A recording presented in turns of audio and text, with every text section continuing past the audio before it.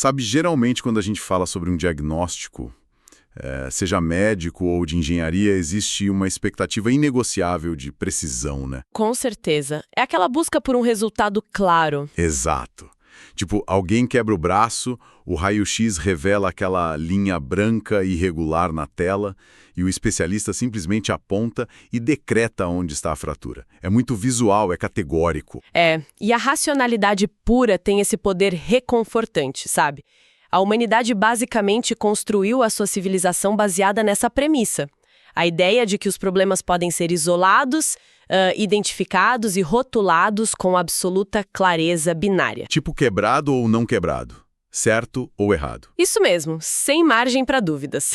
Mas então a gente entra no território da comunicação humana cotidiana e de repente essa máquina de raio-x parece que entra em curto-circuito. Entra mesmo. Um curto-circuito total. Quando tentamos analisar a forma como as pessoas conversam na fila do banco ou no elevador, estamos olhando para uma paisagem que, honestamente, é turva, é contraditória e muito cheia de ruídos. A linguagem promete clareza para a gente, mas, na prática, frequentemente entrega o oposto absoluto. E a ironia central disso tudo é que usamos as ferramentas da lógica, né? A gramática, a sintaxe, o vocabulário, tudo isso para construir estruturas que muitas vezes não sustentam significado nenhum. É a ilusão do sentido mascarando um vazio profundo. Perfeito. É exatamente essa ilusão que vamos explorar hoje neste nosso mergulho profundo.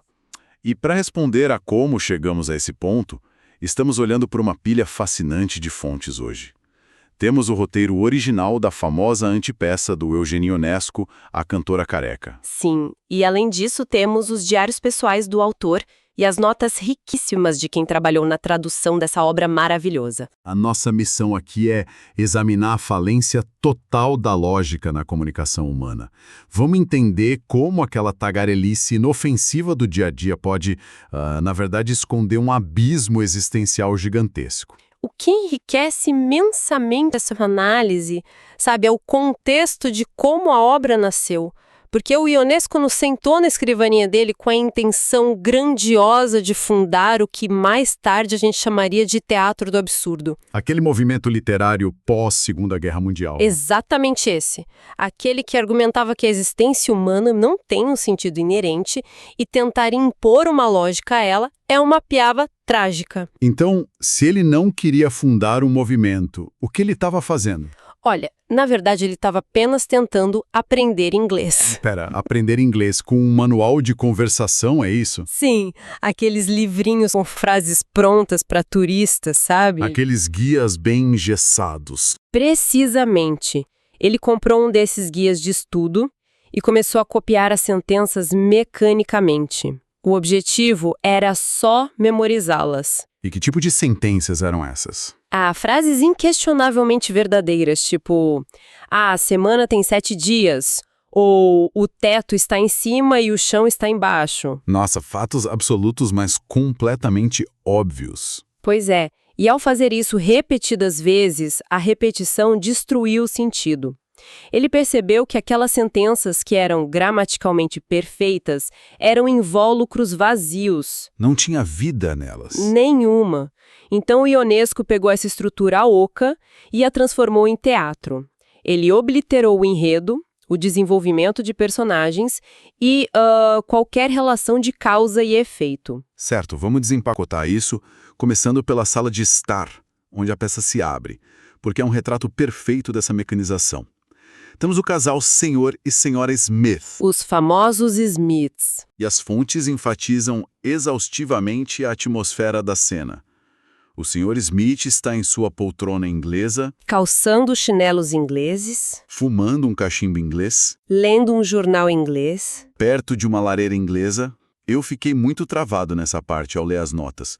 Qual é o objetivo de adjetivar tudo com inglês, se eles obviamente já moram nos arredores de Londres? Parece um erro de digitação proposital, sabe? A intenção é causar o que a psicologia chama de saciação semântica. Saciação semântica? Como isso funciona? Quando uma palavra é repetida à exaustão, O cérebro simplesmente para de processar o significado dela, e a palavra se torna apenas um som absurdo. O Ionesco usa a palavra em inglês como uma britadeira. Então, ao classificar um chinelo ou uma lareira como ingleses, ele está basicamente zombando da nossa necessidade de categorizar coisas banais. Exatamente. A palavra perde a função e a realidade do ambiente começa a se desintegrar antes mesmo da primeira fala. E essa desintegração afeta até o próprio tempo, né? O relógio da sala de estar bate 17 horas inglesas. 17 horas inglesas. E o que é fascinante é que os personagens não reagem a isso. Nenhuma surpresa. Nenhuma. A apatia deles é o ponto crucial. Pensa bem, se o medidor fundamental da realidade, que é o relógio, está quebrado e indicando um tempo impossível... E os habitantes daquela sala aceitam isso com total naturalidade. Isso. Fica claro que a bússola interna deles também está corrompida. O absurdo já foi normalizado ali. Caramba. E isso transborda para o jantar deles. A senhora Smith engata em um monólogo infindável sobre as batatas fritas, o óleo da mercearia da esquina. E o Sr. Smith responde apenas estalando a língua. É tipo um tch-tch. Até que eles entram no assunto da saúde de um certo Dr. Mackenzie King.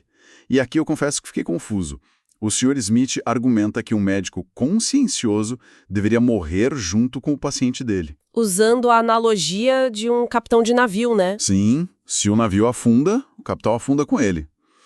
Parece até poético no primeiro segundo, até bater a constatação de que a premissa é completamente bizarra.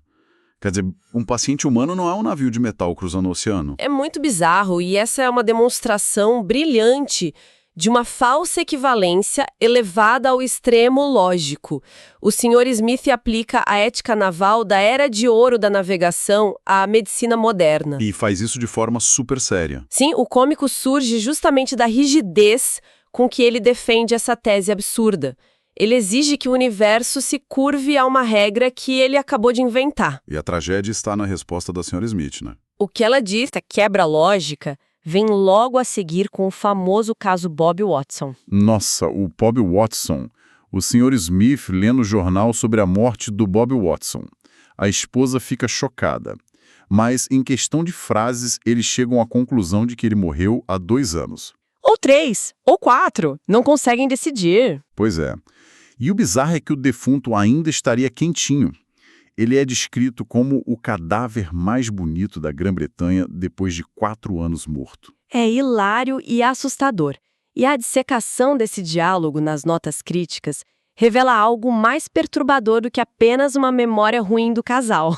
O que é? A esposa do falecido. Exato. A esposa de Bob Watson também se chama Bob Watson.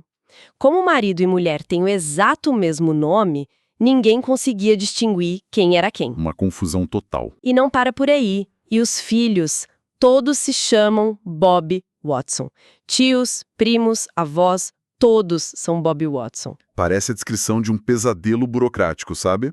Sabe quando alguém vai preencher um formulário online e o sistema dá um erro, preenchendo todos os campos com a mesma resposta errada? Nossa, sim, um glitch total. Para os Smiths, esse erro de sistema é a vida normal. Mas para quem nos ouve, eu pergunto, até que ponto as conversas de escritório ou os e-mails corporativos cheios de jargões que não dizem nada não são a nossa versão do Bob Watson? É uma excelente provocação. A gente emite sons e digita palavras sem se importar com a falta de individualidade, contando que o silêncio seja preenchido. O medo do vácuo é o verdadeiro motor daquelas falas. A linguagem, que deveria ser o veículo para transmitir emoções complexas, é reduzida a um espasmo muscular. A lógica é destruída, sabe? Não por malícia, mas por uma profunda alienação. Uma alienação de nós mesmos. Sim. O indivíduo pós-moderno, na visão das fontes que analisamos, se tornou tão intercambiável quanto as peças de uma fábrica. Se todo mundo é Bob Watson, então ninguém importa de verdade. Ninguém tem uma identidade sólida. Caramba. E se as palavras são apenas um reflexo automático e vazio para casais que vivem juntos há anos? Surge uma dúvida inevitável. O que acontece quando a gente introduz a pressão da etiqueta social? O absurdo consegue ser mascarado quando 2 pessoas desconhecidas se encontram. Aí que o roteiro nos dá a resposta, mudando a lente dos Smiths para os convidados que acabam de chegar à casa. O casal Martin. Os Martins. E a interação deles é muito citada nas notas teatrais, né? Sim, é citada como uma aula magna sobre a ilusão da conexão. Eles se sentam na sala, sozinhos, frente a frente. Sorriem com aquela timidez polida de quem nunca se viu e começam um interrogatório metódico, quase científico, para descobrir se tem algo em comum. E a linha de raciocínio é hilária, de tão engessada.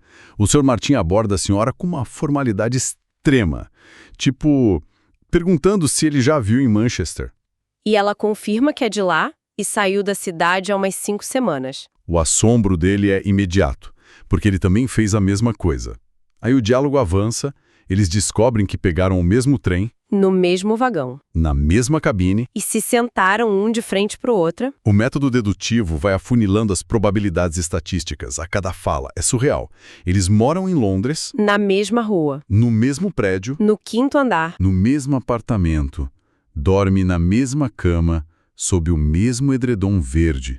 Tudo isso tratado com um distanciamento investigativo. Como se estivessem analisando os dados de um experimento de laboratório e não a própria vida íntima deles. E o golpe final, ambos têm uma filha de 2 anos, loira, chamada Alice, que tem um olho vermelho e o outro branco. Olho branco e vermelho. É muito bizarro. Quando todos esses dados se alinham perfeitamente, a ficha finalmente cai para o Sr. Martin. Ele se levanta solenemente e declara que ela é sua esposa, Elizabeth. Eles se abraçam sem qualquer paixão real e adormecem na poltrona. Adormecem como se tivessem gastado toda a energia tentando se reconhecer. Mas a grande questão que fica martelando é a seguinte: como essa conversa sequer precisa acontecer? Se eles dormem na mesma cama todas as noites, estamos diante de uma amnésia clínica grave, ou isso é uma crítica devastadora sobre casais que dividem o teto há décadas, mas continuam sendo perfeitos estranhos? Olha, a leitura mais aprofundada dos diários do autor aponta fortemente para a segunda opção. A repetição exaustiva das frases de espanto, tipo, que curioso e que coincidência, não carregam 1 miligrama de emoção autêntica. É só teatro. Exato. Como estudiosos da natureza humana, fica evidente que há um ritual de acasalamento biológico, porém completamente desprovido de alma. É comparável a pássaros que cantam não por apreciarem a melodia, mas por programação genética para demarcar território, sabe? Eles estão apenas validando dados demográficos para confirmar que pertencem ao mesmo espaço físico. Isso mesmo. E o que torna o cenário ainda mais instigante é que nem os dados demográficos resistem a uma segunda olhada. Ah, sim. Porque logo depois que os Martins adormecem, a empregada da casa entra em cena. A Mary. Isso. O nome dela é Mary, mas ela informa para a audiência que o seu verdadeiro nome é Sherlock Holmes. E com a autoridade de um detetive, ela demole aquele castelo de cartas que o casal acabou de construir. A figura do observador externo é vital aqui. A Mary quebra a quarta parede e expõe a fragilidade da lógica humana. Ela revela que o sistema dedutivo usado pelos Martins ignorou uma falha fatal. A questão da filha deles. Sim, a filha do Sr. Martins tem o olho branco do lado direito e o olho vermelho do lado esquerdo. Contudo, a filha da senhora Martins tem o olho vermelho à direita e o branco à esquerda. A matemática simplesmente não bate. Eles estão falando de 2 crianças completamente diferentes, o que significa que a dedução inteira de que são casados é baseada em uma premissa falsa. A lógica nua e crua não sobrevive a um escrutínio rigoroso. A Mary sentencia que Donald não é Donald e Elizabeth não é Elizabeth. Caramba! A grande lição que o observador extrai dessa intervenção é a desesperadora necessidade humana de pertencimento. Os Martins queriam tanto se encaixar em uma narrativa compreensível que abraçaram a primeira ilusão de coerência que o universo ofereceu para eles. Mesmo que os fatos não se alinhassem perfeitamente. Mesmo assim, é a mentira reconfortante vencendo a realidade caótica. Juntando, então, essas 2 dinâmicas quebradas, a gente chega ao momento em que os donos da casa, os Smith, e os convidados, os Martins, sentam-se juntos. O jantar formal começa. O grande encontro. Simplesmente não bate. Eles estão falando de 2 crianças completamente diferentes. o que significa que a dedução inteira de que são casados é baseada em uma premissa falsa. A lógica nua e crua não sobrevive a um escrutínio rigoroso. A Mary sentencia que Donald não é Donald e Elizabeth não é Elizabeth. Caramba! A grande lição que o observador extrai dessa intervenção é a desesperadora necessidade humana de pertencimento. Os Martins queriam tanto se encaixar em uma narrativa compreensível que abraçaram a primeira ilusão de coerência que o universo ofereceu para eles. Mesmo que os fatos não se alinhassem perfeitamente. Mesmo assim, é a mentira reconfortante vencendo a realidade caótica. Juntando então essas duas dinâmicas quebradas, a gente chega ao momento em que os donos da casa, os Smith, e os convidados, os Martins, sentam-se juntos. O jantar formal começa. O grande encontro. E se sozinhos eles já não produziam sentido, a expectativa é de que, em grupo, a situação transborde, né? Como esses sistemas falhos interagem sob a lupa da etiqueta social britânica. A interação se inicia com o mais puro e agonizante constrangimento. O texto prescreve uma longa sequência de silêncios, intercalados apenas por pigarros mecânicos. Sons estritamente fisiológicos, tipo... Isso. Quando as palavras finalmente surgem, são observações de uma banalidade extrema, como debater se alguém está resfriado enquanto o tempo está bom. A pressão social dita que o silêncio é indelicado, sabe? Forçando a emissão de ruídos verbais só para manter o verniz da civilidade. E essa agonia social é interrompida por um fator externo bem clássico. A campainha toca. Ah, a famosa cena da campainha. A senhora Smith vai até a porta, abre e não encontra ninguém. Ela retorna ao seu assento. A campainha toca novamente. Ela atende de novo. Ninguém. Ela decreta com absoluta convicção que sempre que a campainha toca, significa que não há ninguém na porta. É genial. Eu preciso dizer, lendo as fontes, a senhora Smith quase me convenceu nessa hora. Ela aplica um método quase científico, 3 testes práticos consecutivos em condições controladas e todos validam a hipótese de que o som da campainha indica uma porta vazia. Parece plausível se a gente ignorar milênios de causalidade, né? O Sr. Smith, no papel do racionalista ortodoxo, contesta imediatamente. Ele argumenta que todo efeito tem uma causa. Logo, se há o som da campainha, existe uma mão pressionando o botão. O embate entre o empirismo distorcido da esposa e a teoria dogmática do marido. Isso resume o colapso filosófico da cena. É uma ciência corrompida debatendo com uma racionalidade cega, e nenhum dos dois consegue explicar a realidade. E a prova final vem na 4ª vez que a campainha toca. O Sr. Smith, triunfante, vai atender, certo de que provará seu ponto. Ele abre a porta e dá de cara com o capitão dos bombeiros. A entrada do bombeiro é o epítome do que as análises definem como teatro do absurdo em ação. Ele não oferece uma resolução para o debate. Ele simplesmente oblitera a validade da própria pergunta. Como assim? O bombeiro explica que nas 3 primeiras vezes, de fato, não era ele tocando, mas na 4ª vez, era. Quando ele é pressionado para dizer quem, afinal, estava com a razão sobre a natureza da campainha, ele declara que ambos estão certos. Dependendo do momento, há alguém. E dependendo do momento, não há ninguém. Exato. A busca humana por verdades absolutas e universais é ridicularizada em sua essência. Para piorar, o bombeiro nem sequer está lá para uma emergência real, né? Ele pergunta casualmente se há algum incêndio na casa, mencionando que ganha bônus de produtividade por fogo apagado. Como a resposta é negativa, a conversa desvia para contar fábulas. E essas histórias que ele narra desafiam qualquer estrutura narrativa básica. As fábulas do bombeiro são a antítese do raciocínio moralizante das fábulas clássicas. Ele narra a história do cachorro e a vaca, não é? Sim, detalhando como um cão se recusa a engolir o próprio nariz por acreditar firmemente ser um elefante. É insano. Em outra intervenção, ele relata o caso de um bezerro que come vidro, renasce como vaca, mas identifica-se como menino e acaba se casando por determinação da prefeitura. O que me deixa perplexo é que os casais ouvem isso prestando atenção absoluta. A senhora Smith até concorda solenemente, afirmando que leu sobre o caso do bezerro no jornal. Eles validam ativamente a insanidade. Esse processo de validação mútua do absurdo atua como uma rampa de aceleração para a degeneração final da peça, Porque a partir do mau uso da lógica, o texto mergulha de cabeça na destruição da própria sintaxe.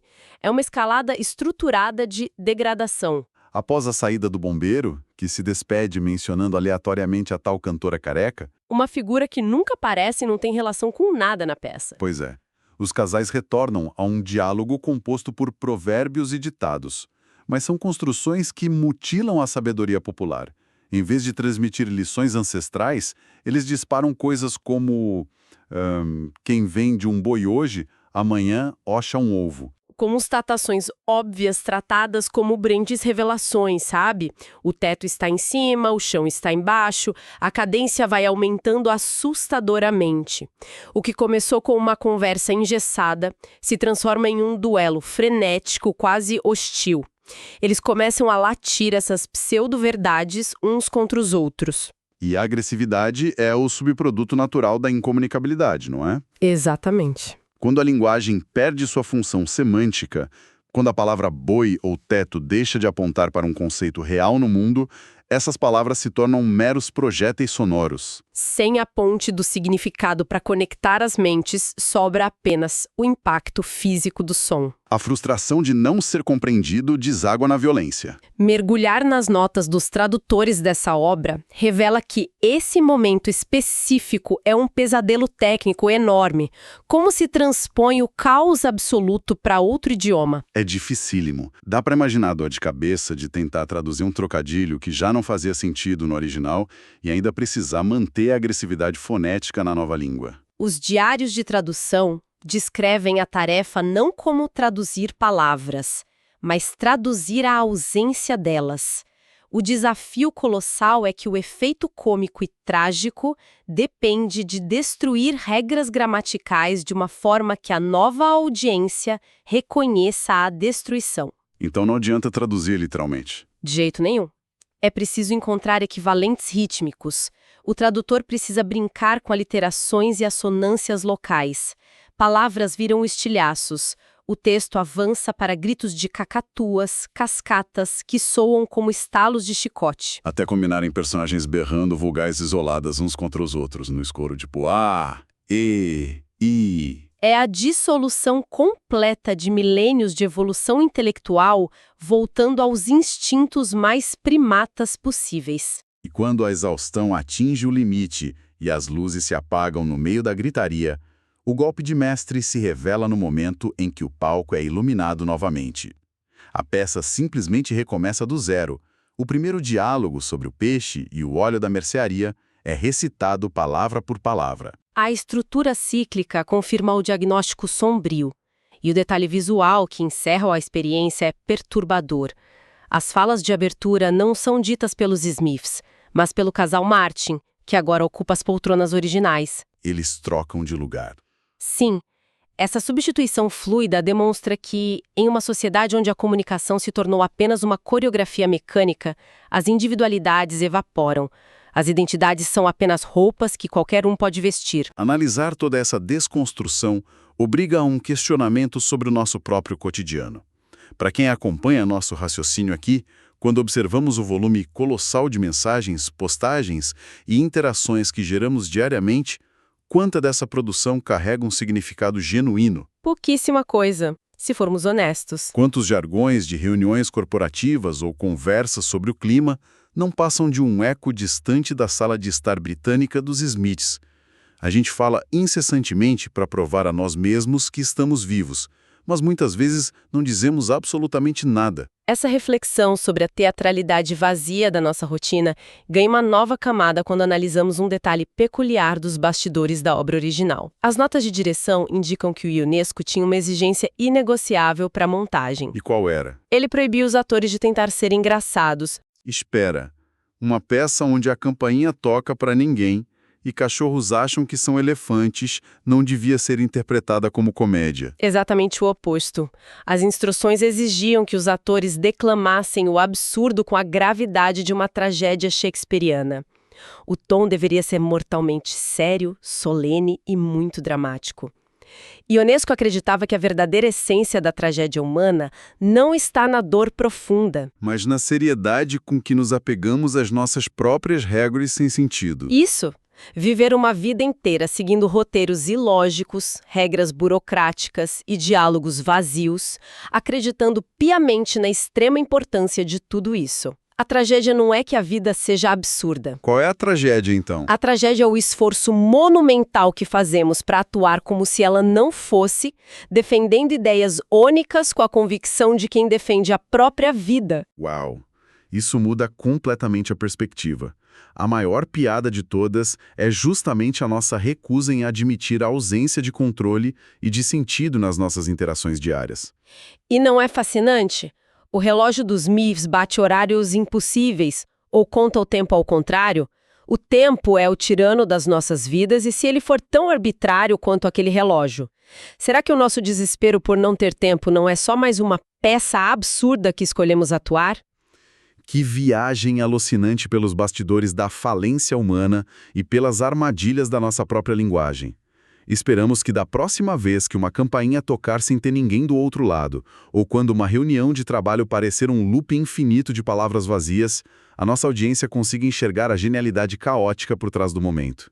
Agradecemos imensamente por acompanhar mais esta investigação minuciosa. Continuem sempre questionando as certezas estabelecidas. Até a próxima.